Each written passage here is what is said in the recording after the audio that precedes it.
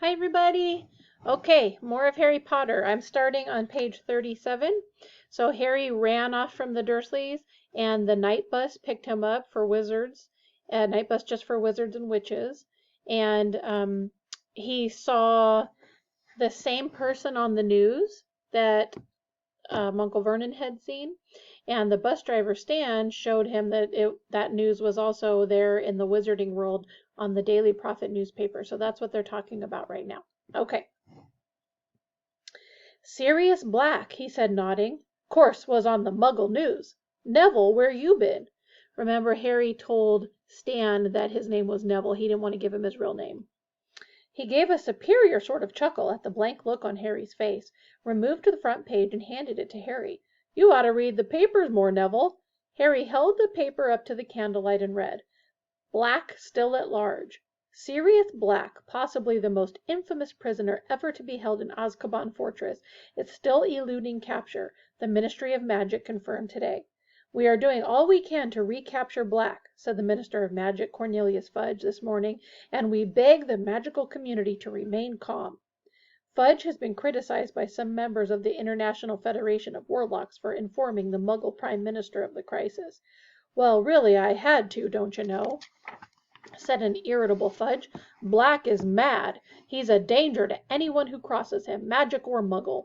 I have the Prime Minister's assurance that he will not breathe a word of Black's true identity to anyone. And let's face it, who'd believe him if he did? While Muggles have been told that Black is carrying a gun, a kind of metal wand that Muggles use to kill each other, the magical community lives in fear of a massacre like that of 12 years ago, when Black murdered 13 people with a single curse. Harry looked into the shadowed eyes of Sirius Black, the only part of the sunken face that seemed alive. Harry had never met a vampire, but he had seen pictures of them in his Defense Against the Dark Arts classes, and Black, with his waxy white skin, looked just like one. Scary-looking thing, isn't he? Said Stan, who had been watching Harry read. He murdered 13 people? Said Harry, handing the page back to Stan. With one curse? Yep, said Stan, in front of witnesses and all. Broad daylight. Big trouble it caused, didn't it? Yeah, said Ernie darkly. Stan swiveled in his armchair, his hands on the back, the better to look at Harry. Black was a big supporter of you-know-who, he said. What, Voldemort? Said Harry without thinking. Even Stan's pimples went white. Ernie, the driver, jerked the steering wheel so hard that a whole farmhouse had to jump aside to avoid the bus. You out of your tree? Yelped Stan. What'd you say his name for? Sorry, said Harry hastily. Sorry, I forgot. Forgot? Said Stan weakly. Blimey, my heart's going that fast. So Black was a supporter of you-know-who? Harry prompted apologetically. Yeah, said Stan, still rubbing his chest. Yeah, that's right. Very close to you-know-who, they say. Anyway, when little Harry Potter got the better of you-know-who, Harry nervously flattened his bangs down again over his scar. All you-know-who supporters was tracked down, wasn't they, Ernie? Most of 'em knew it was all over with you-know-who gone, and they came quiet. Not Sirius Black, though. I heard he thought he'd be second in command once you-know-who had taken over. Anyway, they cornered Black in the middle of a street full of Muggles, and Black took out his wand and he blasted half the street apart, and a wizard got it, and so did a dozen Muggles, what got in the way. 'Orrible, huh? And you know what Black did then? Stan continued in a dramatic whisper. What? Said Harry. Laughed, said Stan. Just stood there and laughed. And when reinforcements from the Ministry of Magic got there, he went with 'em quiet as anything, still laughing his head off. 'Cause he's mad, isn't he, Ernie? Isn't he mad? If he weren't when he went to Azkaban, he will be now, said Ernie in his slow voice. I'd blow myself up before I set foot in that place. Serves him right, mind you, after what he did. They had a job covering up, didn't they, Ernie? Stan said. Whole street blown up, and all them Muggles dead. What was it they said had happened, Ernie? Gas explosion, grunted Ernie. And now he's out, said Stan, examining the newspaper picture of Black's gaunt face again. Never been a breakout from Azkaban before, has there, Ernie? Beats me how he did it. Frightening, huh? Mind, I don't fancy his chances against them Azkaban guards, huh, Ernie? Ernie suddenly shivered. Talk about something else, Stan. There's a good lad. Them Azkaban guards give me the collywobbles." Stan put the paper away reluctantly, and Harry leaned against the window of the night bus, feeling worse than ever. He couldn't help imagining what Stan might be telling his passengers in a few nights' time.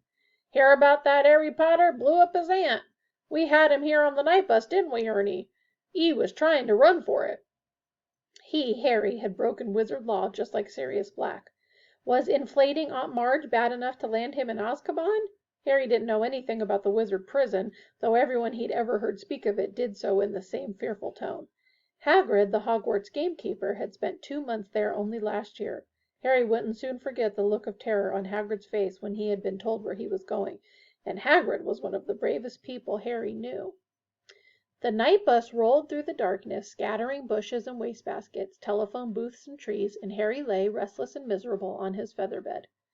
After a while Stan remembered that Harry had paid for hot chocolate, but poured it all over Harry's pillow when the bus moved abruptly from Anglesey to Aberdeen. One by one, wizards and witches in dressing gowns and slippers descended from the upper floors to leave the bus. They all looked very pleased to go. Finally, Harry was the only passenger left. "Right then, Neville," said Stan, clapping his hands. "Whereabouts in London?" "Diagon Alley," said Harry. "Righto," said Stan. "Hold tight then." Bang! They were thundering along Charing Cross Road. Harry sat up and watched buildings and benches squeezing themselves out of the night bus's way. The sky was getting a little lighter. He would lie low for a couple of hours, go to Gringotts the moment it opened, then set off.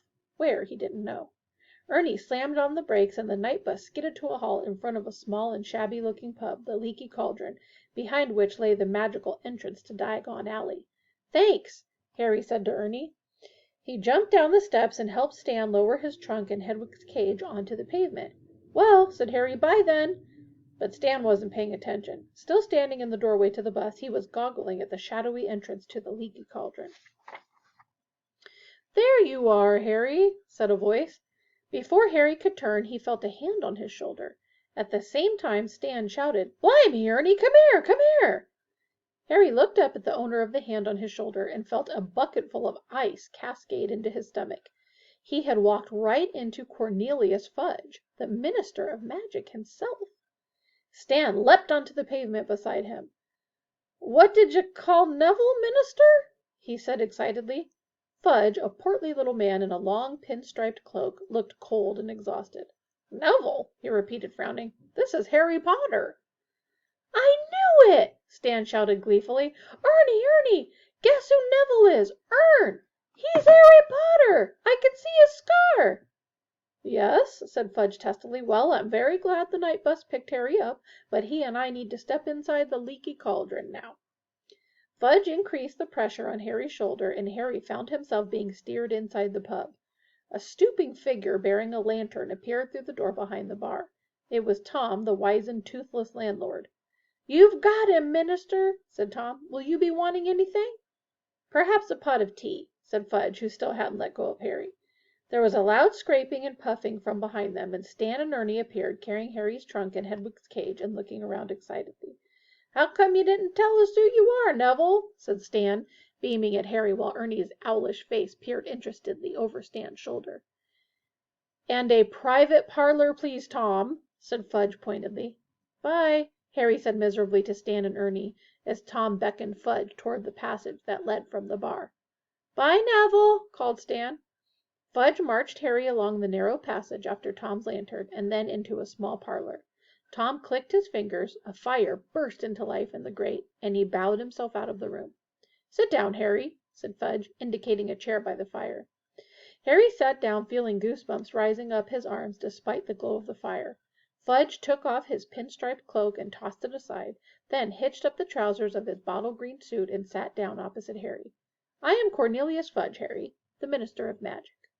Harry already knew this, of course. He had seen Fudge once before, but as he had been wearing his father's invisibility cloak at the time, Fudge wasn't to know that. Tom the innkeeper reappeared wearing an apron over his nightshirt and bearing a tray of tea and crumpets.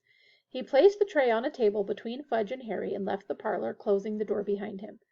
"Well, Harry," said Fudge, pouring out tea, "you've had us all in a right flap. I don't mind telling you. Running away from your aunt and uncle's house like that, I'd started to think. Whew, but you're safe, and that's what matters." Fudge buttered himself a crumpet and pushed the plate toward Harry. "Eat, Harry, you look dead on your feet.